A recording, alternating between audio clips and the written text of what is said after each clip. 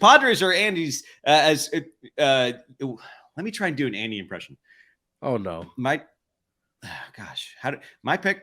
It's going to be the dads. It's going to be the dads in first. It's not buying what the Dodgers did this offseason. The dads. All right, I think that's Andy chiming in. It's going to be the dads in first. I'm pessimistic about that, if only because I am a student of Padres history, and like there is always a bear trap waiting for the Padres. There is always. They are like Wile E. Coyote, and the baseball gods are just like giving them Acme products. And they're like, oh, hell yeah, this rocket on roller skates, like we are badass now. And then they just drive straight into a cliff. There's always something that gets the Padres. And that's not good baseball analysis, right? That's not looking at the players they have and ignoring the past. Like, they don't give a rip that, I don't know, Julio Veras did this in 1998. Like, that's not how baseball works. But to me, I don't care if it's bad analysis. It's just, I look at the Padres and I go, there's always going to be something. In fairness, it's not that hard to find that something with this club. For a team that was so splashy and got all this attention and obviously added great players, and in their case, committed to keeping some great players around, right? Mm-hmm. Like, I don't know. What about the second half of this lineup? What about the second half of the starting rotation? Now, I know. So, it's not crazy. Like, I mean, this is a really good team. I think they're going to win the division, but like, to your point, it's not even like, I don't think it's that difficult to be like, yeah, if it goes sideways, here's why. I guess I haven't looked at their lineup in a while because I was surprised to pop on there, and I forgot that Nelson Cruz was their DH. But then when I saw Matt Carpenter as their starting right fielder, I was like, okay, he's a placeholder for Tatis. I get that. But that surprised me. Matt Carpenter and his magic mustache surprised me. But yeah, they are thin. They are thin at that back half of the lineup. But yeah, no, we have like a good rotation. I figure they'll figure out the bullpen. Josh Hader, I have no idea what to make of him. I'm assuming he seemed like he figured it out toward the end there, but that was weird. They'll have Drew Pomeranz back.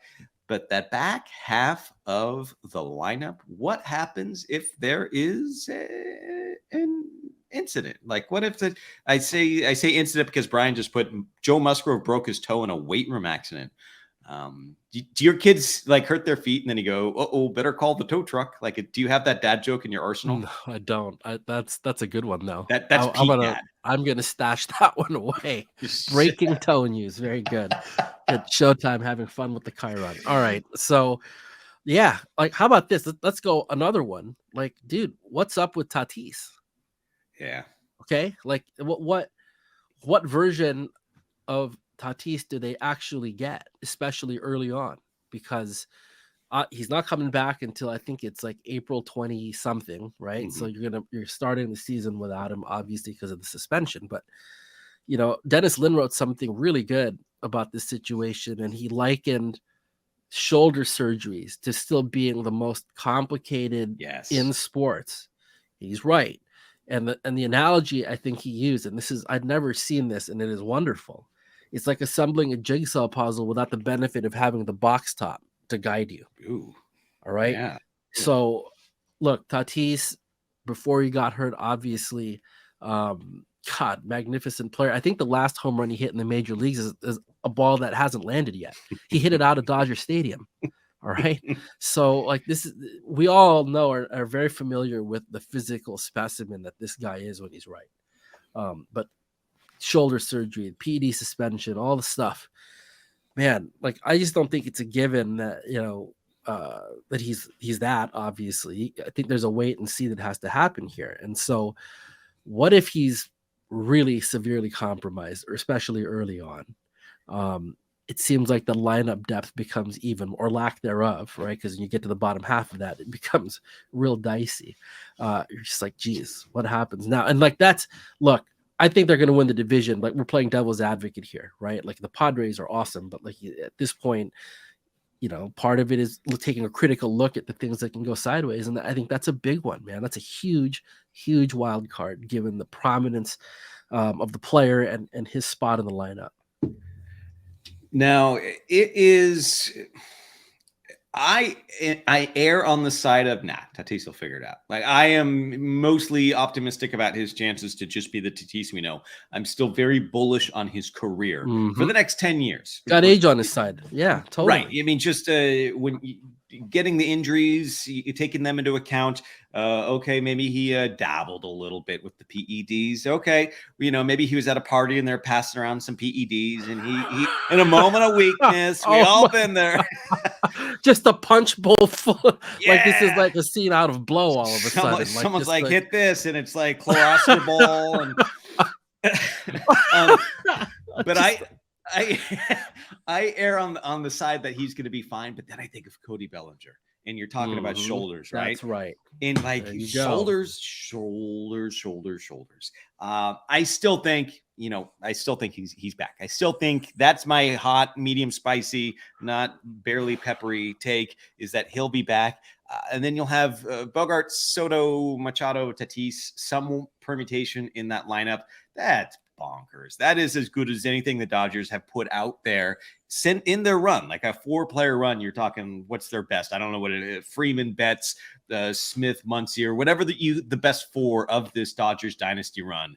I think the Padres right now have a 4-batter gauntlet that is comparable to any of that. It's just going to be that back half of the lineup. And here's the difference between the Padres and the Dodgers, to me, that is substantial, is that the Padres farm system is mostly empty for very good reasons, because they've been getting good major league players, but there probably isn't going to be a major league cavalry coming out in San Diego. Whereas the Dodgers, all of a sudden you look up and Diego Cartaya is you always got 30 homers and like 50 steals or something weird. Like the Dodgers, hey, the Aristocats. I don't know if the Padres can do that with the minor leagues. And they're not necessarily the team like when the Giants had that 2021 run, where you just assume that they're going to make players better. They're not taking Brett Anderson all the time and making him a weapon. They get players, which is great. That's probably the easier way to do it, is just go out and get Juan Soto because he's a badass. But I don't know. I don't see them triaging as well as the Dodgers this season. That would be why I'm picking the Dodgers over the Padres. Is I trust the Dodgers to triage better. So now I'm going to go take the opposite end of this, because I still think the Padres are going to win this division. All right. Juan Soto is going to, Juan Soto is going to be the hitter we saw in Washington. That's just going to happen. All right. And so you're going to see a spike in that guy's production. I think, we talk about the other parts of this lineup, right? Jake Cronenworth is still going to be hitting 5th for them. Like that's pretty good. He'll play a lot of first base, but there's a versatility there that's going to help him out. Trent Grisham, so long as he's getting it in center field, right? Like he's adding a ton of defensive value. So like you sort of shrug at that one. Kim playing second base, right? You wonder if like that plays up a little bit, not being at shortstop. We'll see there. Catcher is where, the cavalry isn't coming for them, right? But Luis Campusano is already on the club.